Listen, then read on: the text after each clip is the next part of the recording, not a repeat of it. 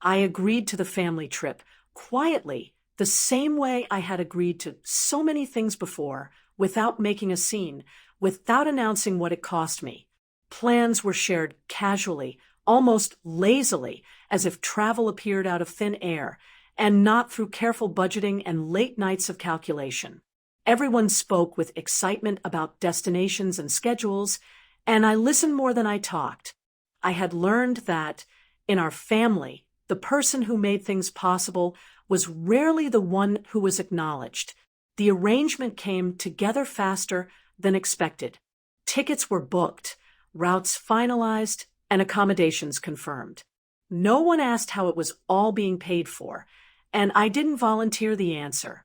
I covered the expenses one by one, telling myself it was for the sake of togetherness, for the memory of all of us being in the same place at the same time. I told myself it was temporary, that once we were there, things would feel balanced again. But the dynamic revealed itself early. Conversations shifted once the travel date arrived, and I noticed how easily I was treated as replaceable. Small decisions were made without me, assumptions were voiced about my role, my comfort, my presence. It was subtle but familiar. I had felt it before, the quiet message that I was useful but not essential. When the group reached the departure point, the tension surfaced fully. There were complaints, impatience, and a sudden urgency to streamline the trip. Without much discussion, it was decided that I should return home instead. The explanation was vague, framed as practical, even considerate, as if being sent back was somehow a favor. I stood there absorbing the moment, realizing how quickly I had been written out of plans I had helped build. The unfairness hit harder than the decision itself. I wasn't just being excluded from a trip. I was being dismissed after carrying the weight of it.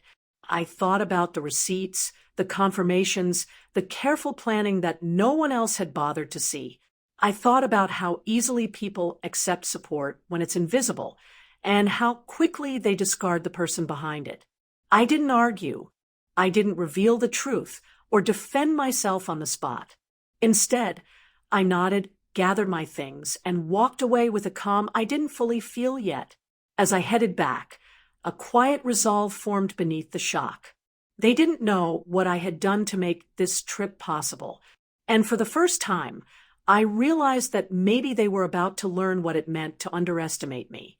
The journey back home gave me more than enough time to think. Every mile created distance, not just from the trip, but from the illusion I had been holding on to for years. I replayed every interaction in my mind, every assumption they made about me, every moment where my effort had been quietly absorbed and then forgotten. What hurt most wasn't being sent back. It was how easy it had been for them to decide.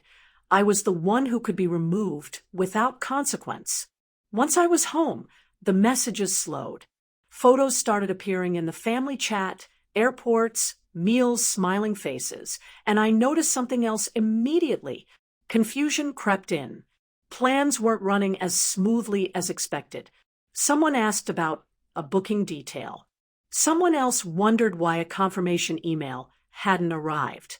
I watched it unfold without responding, finally seeing the structure of the trip without my presence holding it together. The truth had always been hidden in plain sight. I was the one who had coordinated schedules, double-checked costs, and handled payments when others delayed or avoided responsibility.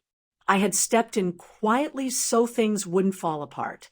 Now, without that unseen support, small cracks began to widen. A transfer wasn't covered. A reservation didn't match what they thought they had. The budget everyone assumed existed suddenly felt tighter than expected. Pressure built quickly. Frustration replaced excitement, and blame started to circulate.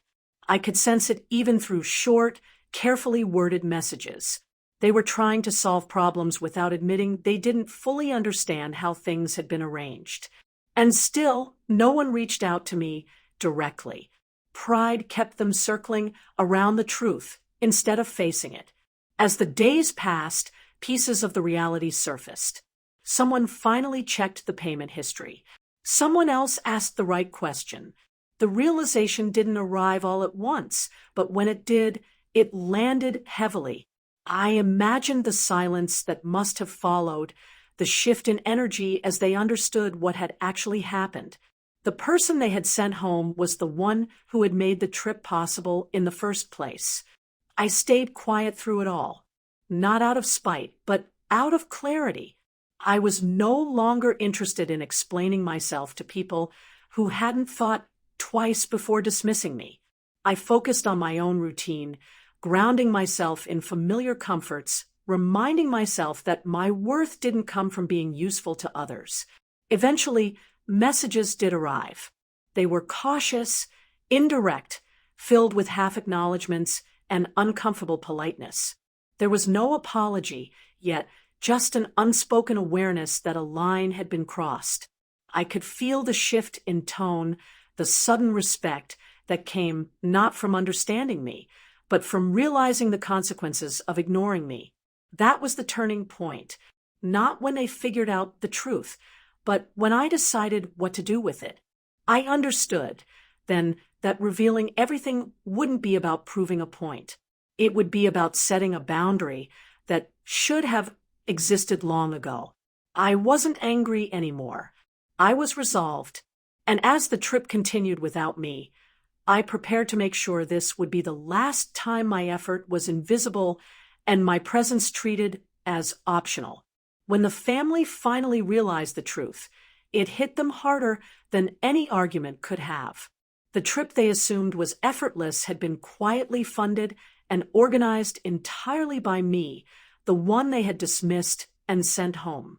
Suddenly, every missed connection, every minor hiccup, every small frustration on the trip made sense. I watched from home as messages shifted from casual updates to panicked questions and confessions of confusion.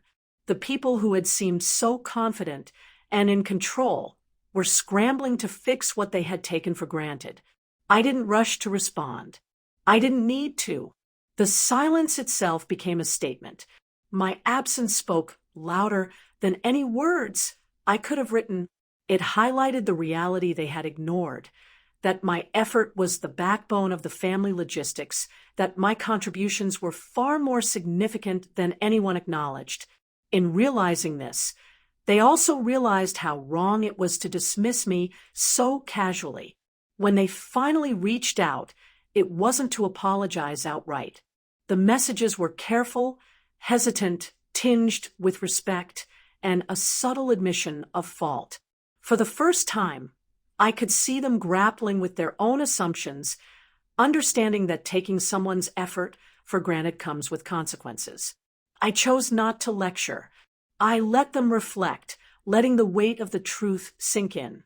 Sometimes the most powerful lesson is learned quietly without being forced. I spent that time focusing on my children, watching them feel proud of the family they had helped sustain in ways no one else could see. I didn't need validation from the rest of the family. My satisfaction came from knowing that my presence mattered, even when they failed to recognize it. I realized that respect isn't demanded, it's earned, and sometimes it only comes when people witness what they have been missing. By the time the trip ended, the family dynamic had shifted. There was a newfound caution in how they spoke about plans, a subtle acknowledgement that my contributions were essential. I had set the boundary without confrontation, without humiliation, and yet it was unmistakably effective. I had taught them a lesson in humility and awareness simply by letting the consequences of their actions play out naturally. In the end, I didn't just give myself recognition. I gave my children a model for self-respect. They learned that their worth isn't defined by how others treat them, but by the integrity, effort, and quiet strength they carry. And as I looked at them, I knew I had turned what could have been bitterness into empowerment, creating a legacy far more valuable than any trip ever could be.